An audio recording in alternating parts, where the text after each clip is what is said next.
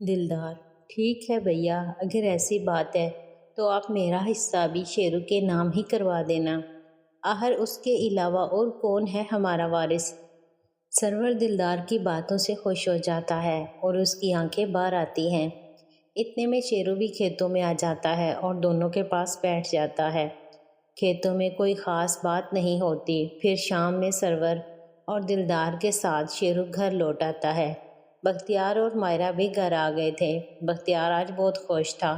اس نے آج مائرہ کو سارا دن شہر کی سیر کروائی اور اسے نئے کپڑے بھی دلوائے تھے۔ مائرہ بختیار کے اس بدلے روپ سے خوش تھی۔ مائرہ کو خوش دیکھ کر شیرو اور نائلہ بھی خوش تھے۔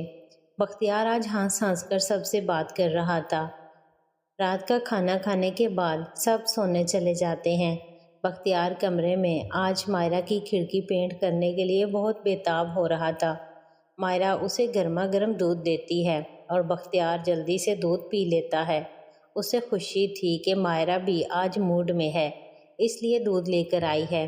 بختیار مائرہ کو باہوں میں بھر کے اسے چومنے لگتا ہے اور اپنے ہاتھوں سے اس کے بلب اور بستے سے کھیلنے لگتا ہے۔ کھیلتے کھیلتے وہ مائرہ کو کپڑوں کی قید سے آزاد کر دیتا ہے۔ مائرہ بختیار کو رکنے کا کہتی رہتی ہے مگر وہ نہیں مانتا اور مائرہ کو دبوچ لیتا ہے۔ پھر مائرہ بختیار کو بیڈ پر دھکا دے کر لٹا دیتی ہے اور اسے پیار کرنے لگتی ہے اور دھیرے دھیرے اس کو کپڑوں کی قید سے آزاد کرنے لگتی ہے۔ بختیار کھیلنے کے لیے مرا جا رہا تھا۔ مائرہ چھوٹو سے کھیلنے لگتی ہے۔ بختیار کی خواہش بڑھتی جا رہی تھی۔ وہ جلدی سے کھڑکی پینٹ کرنا چاہتا تھا۔ اس کی آنکھیں نشے میں بند ہونے لگی تھیں مگر مائرہ چھوٹو سے کھیل رہی تھی۔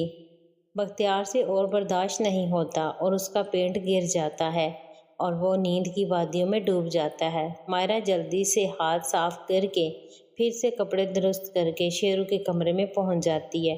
شیرو کروٹ کے بل سویا ہوا تھا۔ مائرہ جلدی سے اس کو سیدھا کرتی ہے اور کھینچ کر چھوٹو میاں کا ماسک نیچے کر دیتی ہے۔ بختیار نے مائرہ کو بالکل تیار کر دیا تھا، اس لیے مائرہ بنا وقت برباد کیے کھیلنا چاہتی تھی۔ شیرو کی آنکھ کھلتی ہے تو وہ مامی کو چھوٹو میاں سے کھیلتے دیکھ کر حیران ہوتا ہے مگر پھر انجوائے کرنے لگتا ہے۔ چھوٹو میاں تھوڑی ہی دیر میں جاگ جاتا ہے اور اوپر نیچے سر گھما کر اپنے جاگنے کا احساس دلاتا ہے۔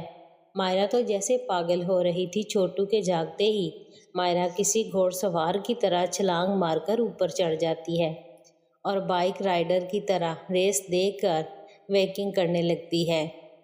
شیرو تو بس چپ چاپ مامی کو دیکھ ہی رہا تھا۔ آج مامی نے اسے کچھ کرنے کا موقع ہی نہیں دیا تھا اور سیدھا ہی اس پر ٹوٹ پڑی تھی اور خود ہی بائیک پر چڑھ گئی تھی۔ شیرو کو تو ایسے لگ رہا تھا جیسے مامی آج اس کا دروازہ پینٹ کر رہی تھی اور دھیرے دھیرے اس کی رفتار بڑھتی جاتی ہے۔ شیرو تو بس دیکھتا ہی جا رہا تھا۔ آج مامی بڑے جوش میں کھیل رہی تھی۔ شیرو کو کچھ نہ کرتا دیکھ کر مائرہ آنکھیں کھول کر اس کو دیکھتی ہے اور آنکھوں سے اشارے سے پوچھتی ہے کہ کیا ہے، مگر شیرو انکار میں سر ہلا دیتا ہے۔ کچھ ہی دیر میں مامی اسٹیشن پہنچ جاتی ہے مگر شیرو کا سفر ابھی باقی تھا۔ ابھی اس کی ٹرین اسٹیشن پر نہیں پہنچی تھی۔ مامی کے پاؤں کی پائل چھم چھم کا سنگیت دیتی شیرو کو اور مست کرنے لگتی ہے، جس کی وجہ سے شیرو اور تیزی کے ساتھ پینٹ کرنے لگتا ہے۔ تھوڑی ہی دیر بعد شیرو کام ختم کر لیتا ہے۔ کام سے فارغ ہونے کے بعد شیرو سائیڈ میں ہو جاتا ہے۔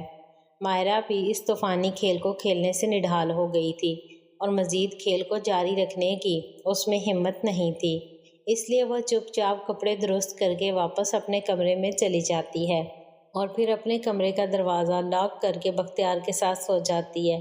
آج اس نے اپنی کھڑکی بھی صاف کرنے کی کوشش نہیں کی۔ شیرو کا پینٹ ابھی بھی اس کی کھڑکی سے گر رہا تھا مگر وہ گمسان کھیل کے میٹھے درد میں ڈوبی سو جاتی ہے۔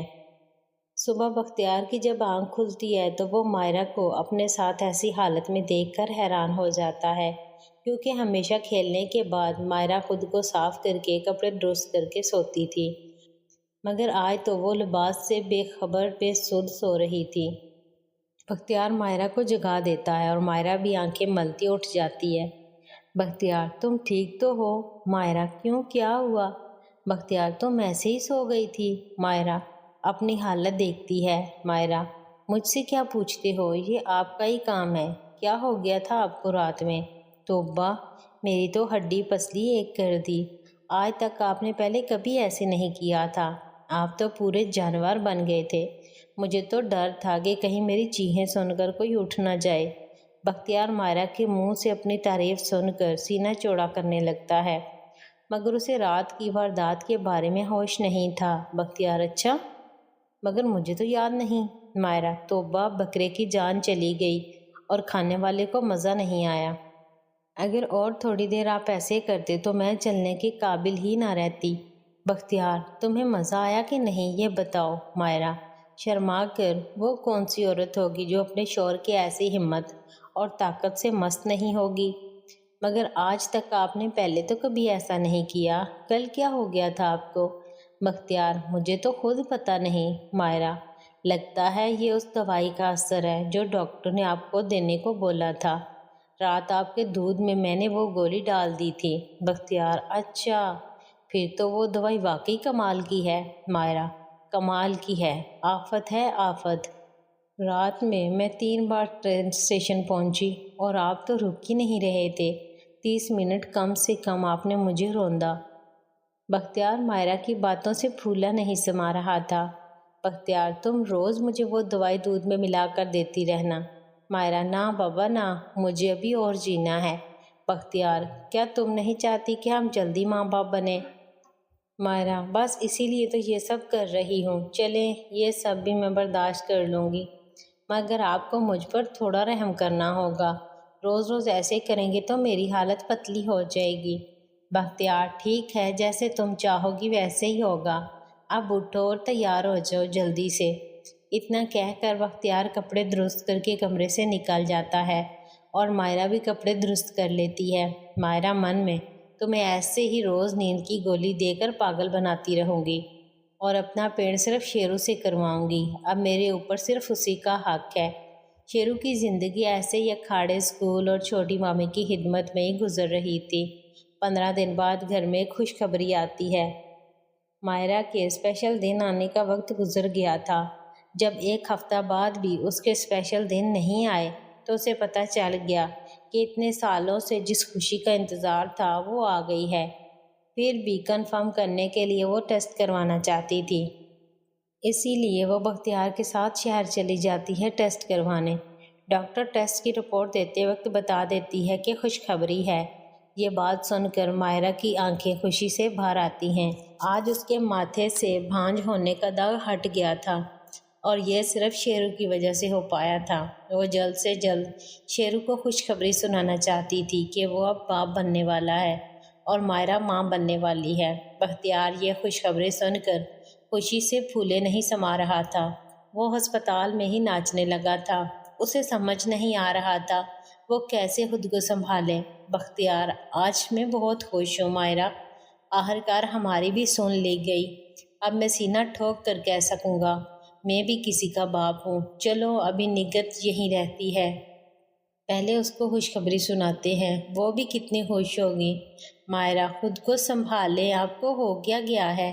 دیکھیں، آپ میری بات سنیں، اتنے سالوں بعد ہماری سنی گئی ہے۔ اگر کسی نے نظر لگا دی تو